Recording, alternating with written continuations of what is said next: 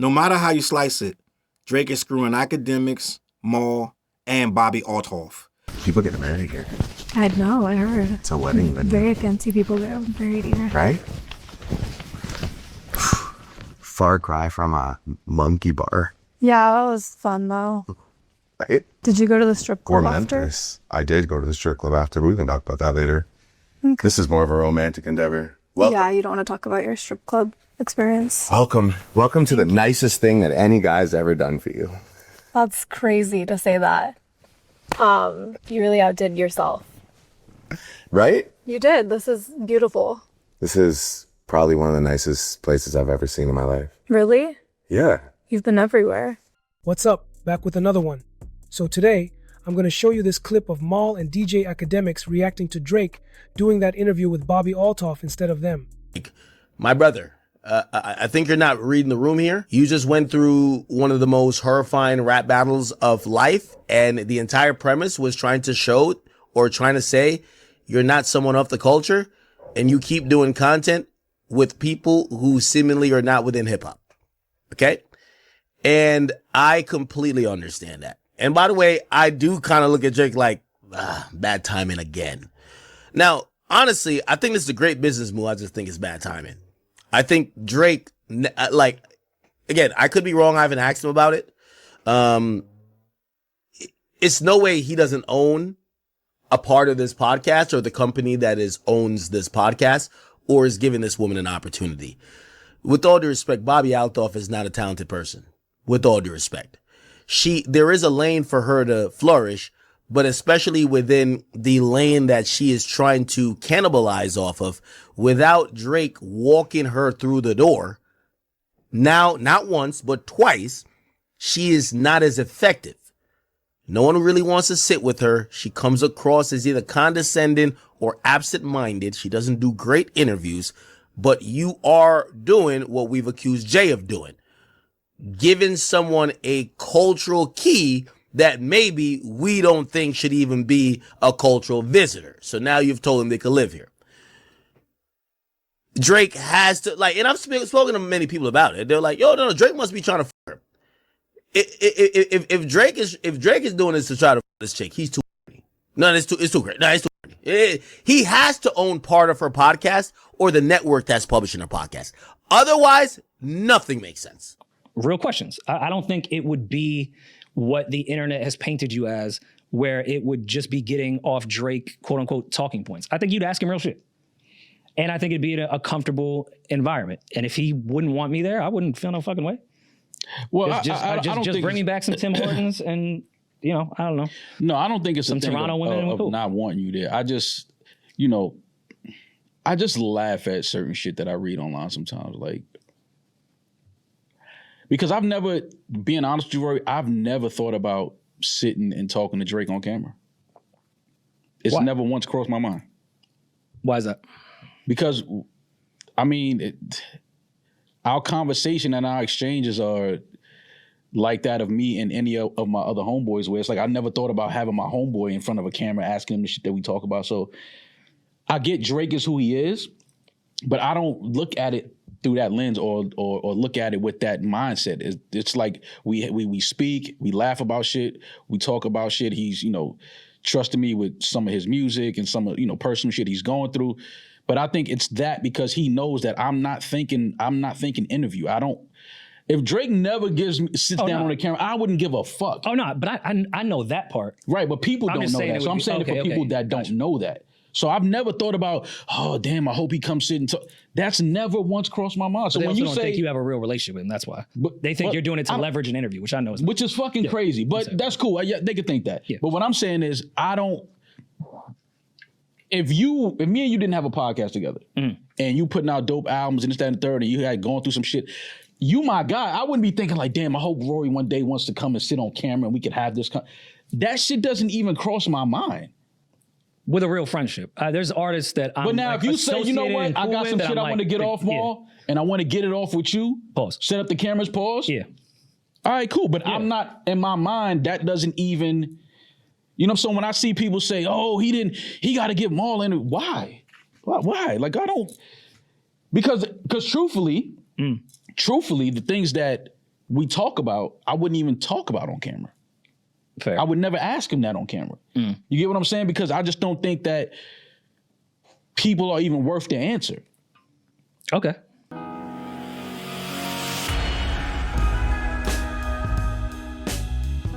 What up, words boy Charles Brown back again talking facts. Hit that like button, hit the subscribe, hit the notification bell. Keep sending those cash apps to CLBMG. Join the membership gang. Listen, it's getting so bad with Drake, with these guys that are going out of their way to really just be his, I don't know, like his ball washers. I don't know what these guys are doing, but at the end of the day, Maul and Akademiks are getting completely screwed over by this guy. And Bobbi Althoff is next because, first of all, she destroyed her marriage to do an interview with Drake. She lost her marriage a few days later. Everyone thinks he smashed or something to this degree and unfollowed her, stopped talking to her. All of a sudden, out of nowhere, Drake has announced a new podcast with Miss Bobbi Althoff. The first one, gang, is unwatchable. I'm just going to be honest. When she first came out with this quirky, awkward thing, I was like, okay, I didn't know what it was about. And this was before all that, but I saw her before that. So I was like, what? This kind of, I don't know. It's interesting. Let me see what's going on. Right? This is a little different, but allegedly she got this from Funny Marco, who was already doing this whole shtick, and he was funny as well, right?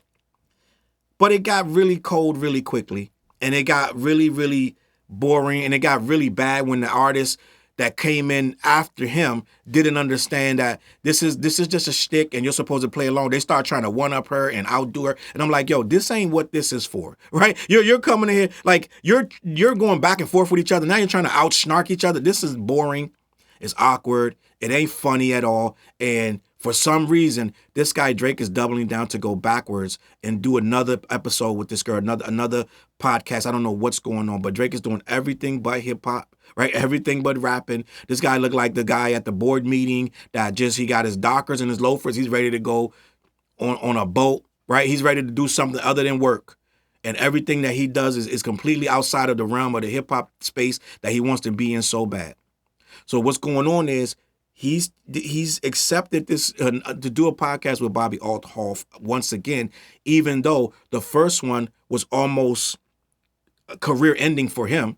Let's just be honest. A lot of people did not like it. They didn't want nothing to do with this. They didn't want him around her. They were like, what are you doing, bro? It was a lot of people that checked out of him because of what he did with this girl. Let's just be honest. And I don't think that all went away. I think some people really was like, I'm all set. I don't know what this is about. I don't like it, right?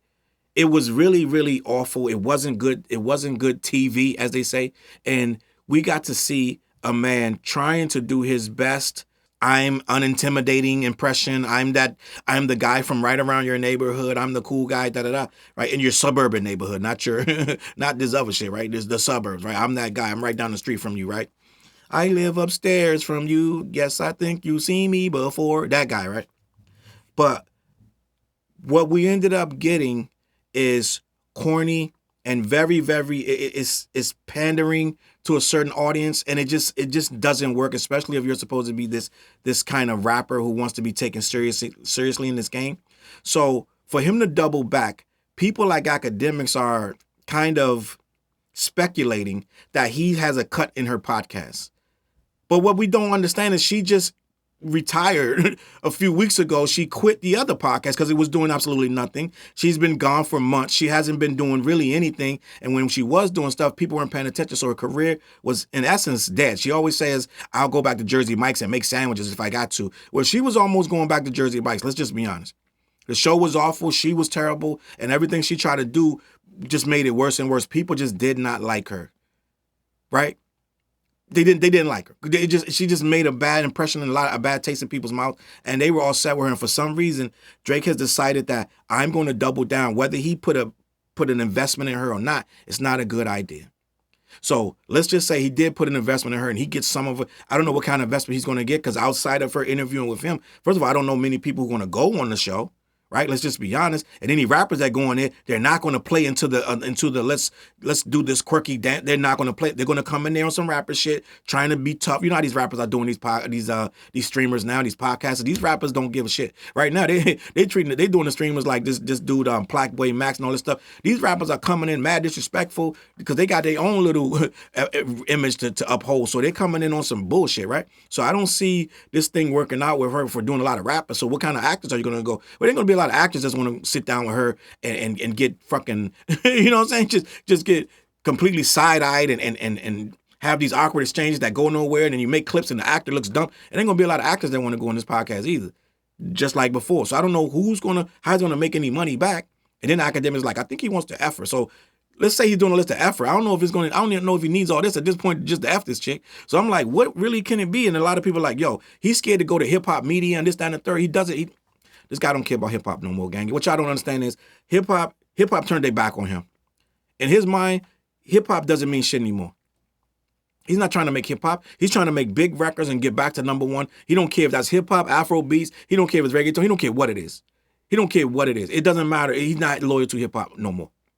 Hip-hop is a thing he can do, right? You know how Beyonce can do country? Like, he's like, I can do hip-hop. I don't need to go to hip-hop media. I don't need to sit down with Elliot Wilson. I don't need to give none of y'all.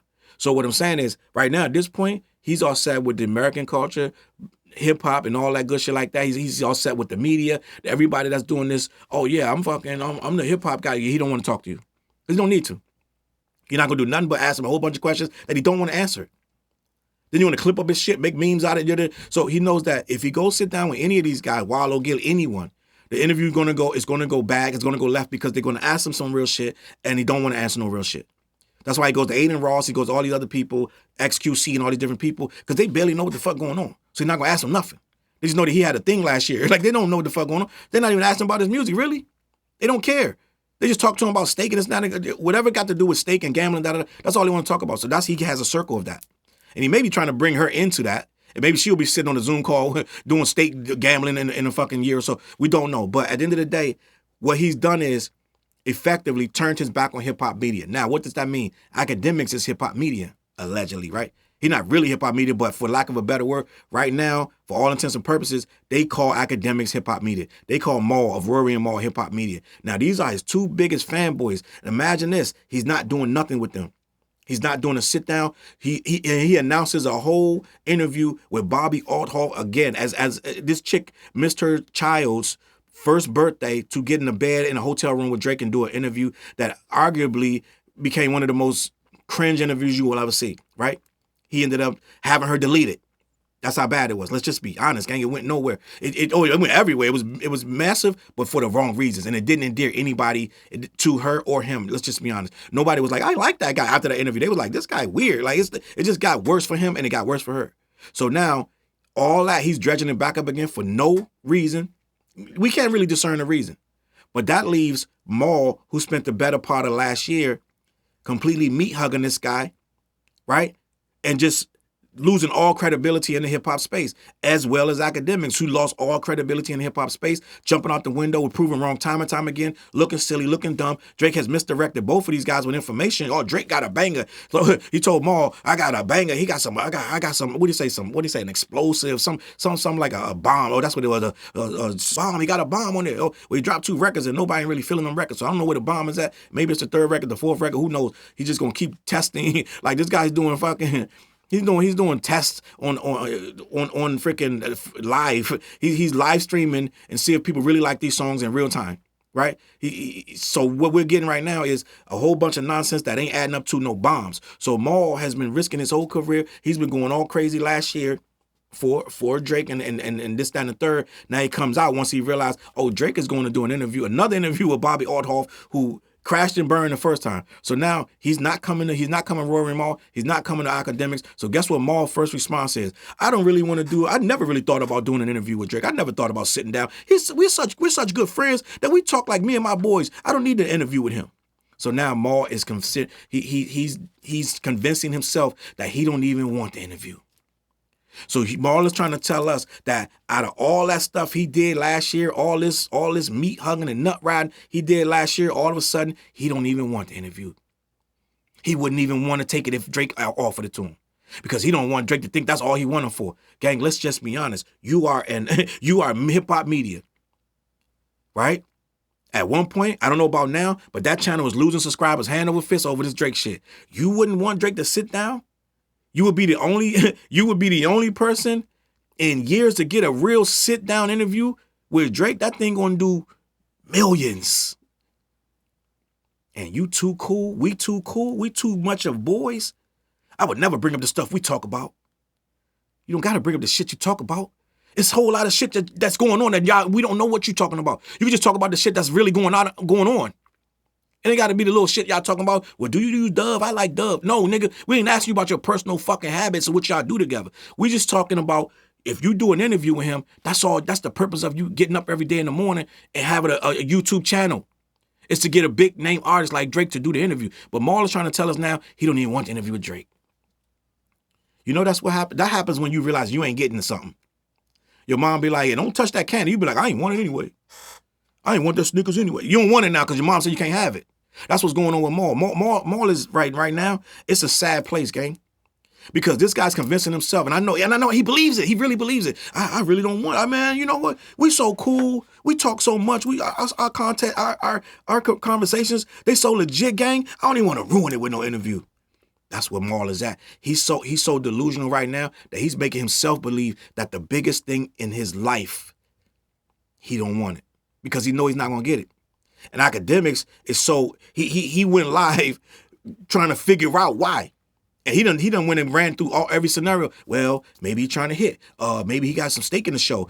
Maybe he just got bad timing. Well, I know for a fact, Akademiks is even telling himself that he's going to do the hip-hop interviews after the album drops. He said, I know he's going to swing back around it. So Akademiks ain't letting up hope. He's still hoping on hope that he's going to swing back around after, what's his name of this thing? Iceman drops. And he's going to swing back around and hit all the hip-hop platforms. No one believes that. You don't believe that. But somehow in the way, in his mind, he's like, yo, this is bad timing, gang. But I know I just feel like when it's all said and done, he's going to swing back around. Yeah, you think so? We all know that's not going to happen. But Akademiks don't know that. And for some reason, he's looking at it like, yeah, that's the only way it can happen. There's no other way. Well, this guy's been making bad decisions all fucking year. What you think? Yeah, he's gonna make another bad decision. He's not coming to your platform. He's not gonna call in. He's not gonna video in. He's not gonna do nothing because he moved on. He doesn't need you, doesn't care, doesn't want nothing to do with you. That's what Akademiks is not understanding. So they both hurt. And when I say that he's getting all three getting screwed, Akademiks been riding for this guy for forever. Getting screwed, no interview. Maul been riding for this guy forever. Getting screwed, no interview. She's been riding with this guy up and down, getting nothing out of it. She lost her family. This thing is going to go nowhere, in one ear, out the other. The podcast is going to fail once again. So you're getting screwed, you're getting used. He's using you so you don't have to interview with nobody else. You can say, well, if you want to interview, just watch that one. He's using her for her little, like the little teeny bop white girls that go in there and the white guys and who likes that. That's the people he's trying to get. He's trying to go pop again, gang. He's trying to get that pop cosign. And you can't go pop cosign without the teeny boppers.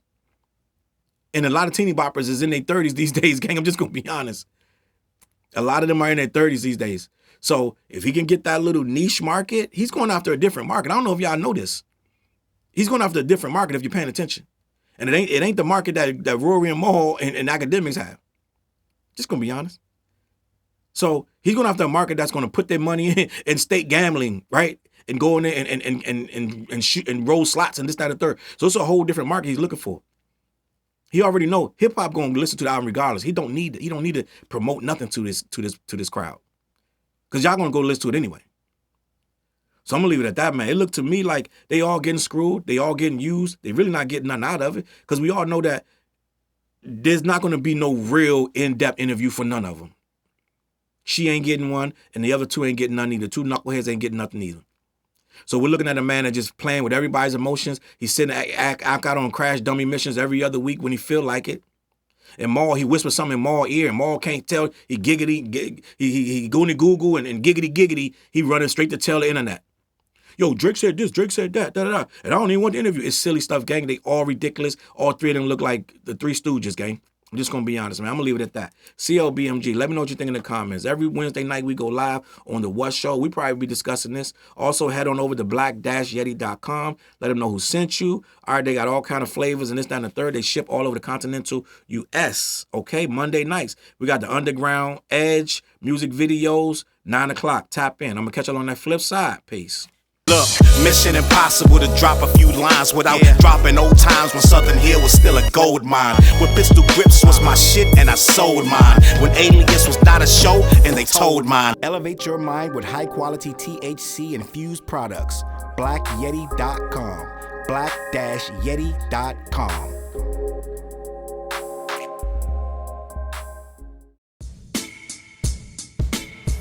CLB. Get my coat, get my sheepskin, grab my wallet, get my pocket knife, and get that hat right there. We out. Grab my pocket knife too. Let's go. When I first came to the city, niggas didn't believe me. I just wanted to join a team and throw assist pass easily. 6-man off the bench, alley-oop pass freely. Suit up for one game and hope a scout might see me. But nah, niggas is greedy, wasn't rocking with him. Unplugged the scoreboard, put a lock on the gym. Told me to power forward, point guard at the rim. And left me with no center and a ball full of phlegm. Not knowing that I'm a dog, a Rottweiler within. With the heart of a pit bull that don't bark for pretend. My bites cut deep, break the bone and the skin. With the level of hustlenomics you do not comprehend. So first I took a block down on the west side end, and then secured a spot with some goons and some kin. And then sent out some flyers, let the games begin. And in 6 months time, the city like that's him. Oh yeah, he the one that moved the hustle to the burbs. And yeah, he the one that knocked the hustlers off the curb. And yeah, he the one that set up shop without a word. And he the one that got it cracking, and all he did was rapping by the Hooters. I kept killers from being shooters. Put a mic in a thug's hand, now he loyal like Pats fans. Take a man off the streets past the needles and crack cans. Promise mama to keep him safe, then put some food in his face and he'll kill for you. But I don't need him for that. Click like, click share, tell them bitches we back. Share the whole location, tell them niggas where we at. Cause we out here, we ain't the cheese, we the trap.